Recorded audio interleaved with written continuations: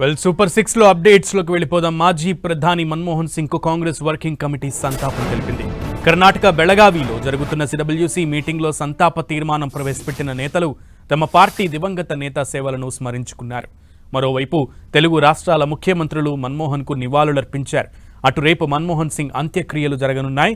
రేపు ఉదయం ప్రజల సందర్శనార్థం ఏఐసీసీ కార్యాలయానికి మన్మోహన్ సింగ్ పార్థివ దేహాన్ని తరలించనున్నారు. 8:30 నుంచి 9:30 వరకు నేతలు ప్రజలు నివాళులర్పించిన తర్వాత అక్కడి నుంచి రాజ్ఘాట్ వరకు అంతిమ యాత్ర నిర్వహించనున్నారు. రాజ్ఘాట్ సమీపంలోనే అంతిమ సంస్కారాలు జరగనున్నాయి. మరోవైపు కేంద్రం అధికారిక లాంఛనాలతో అంత్యక్రియలు నిర్వహించనుంది. ఇప్పటికే 7 రోజుల పాటు సంతాప దినాలుగా ప్రకటించింది.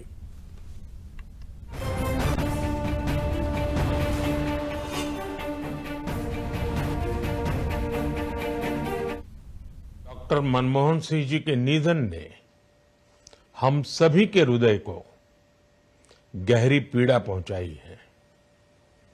उनका जाना एक राष्ट्र के रूप में भी हमारे लिए बहुत बड़ी क्षति है।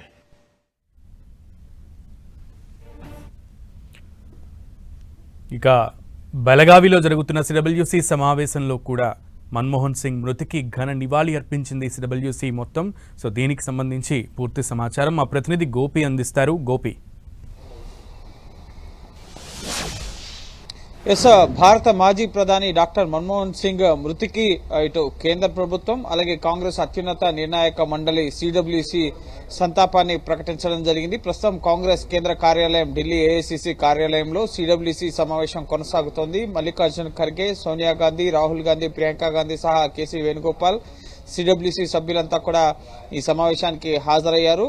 ప్రధానంగా మాజీ ప్రధాని మన్మోహన్ సింగ్ మృతికి సంతాపం తెలియజేస్తూ కాంగ్రెస్ వర్కింగ్ కమిటీ తీర్మానాన్ని చేయబోతోంది. అలాగే ఆయన చేసిన సేవల్ని కొనియాడుతూ సిడబ్ల్యూసీ సభ్యులు ముఖ్యంగా ఆయన సేవల్ని స్మరించుకోబోతున్నారు. అలాగే ఆయనకు భారత రత్న ఇవ్వాలని చెప్పి సైతం సిడబ్ల్యూసీ తీర్మానించే అవకాశం ఉంది. ఎందుకంటే భారత ప్రధానిగా 10 ఏళ్ల పాటు పనిచేశారు.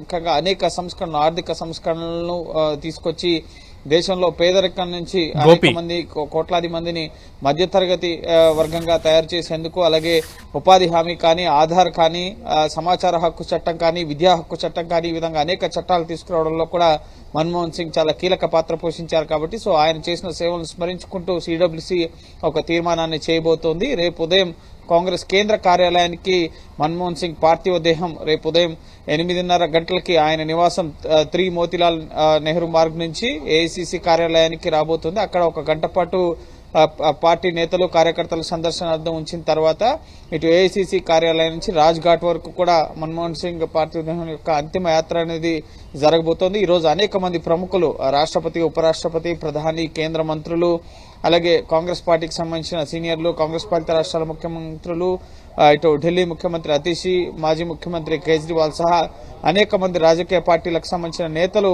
పార్టీలకు అతీతంగా ఆయన నివాసం వద్దకు వచ్చి నివాళులు అర్పించడం జరిగింది. ఇటు తెలుగు రాష్ట్రాలకు సంబంధించిన ముఖ్యమంత్రులు కూడా చంద్రబాబు నాయుడు, ఏపీ ముఖ్యమంత్రి, తెలంగాణ ముఖ్యమంత్రి రేవంత్ రెడ్డి కూడా ఆయన పార్థివ దేహానికి నివాళులు అర్పించడం జరిగింది. సో రేపు ఆయన అంతిమ సంస్కారాలు ముగిసేంత వరకు కూడా తెలంగాణ ముఖ్యమంత్రి రేవంత్ రెడ్డి ఢిల్లీలోనే ఉండే అవకాశం ఉంది.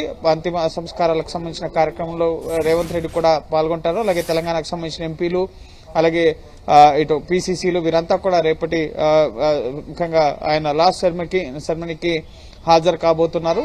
సో రేపు ఘనంగా ప్రభుత్వ లాంఛనాలతో మన్మోహన్ సింగ్ యొక్క అంత్యక్రియలు అనేవి రాజ్ఘాట్ పరిసర ప్రాంతాల్లో జరగబోతున్నాయి. Okay Gopi, thank you.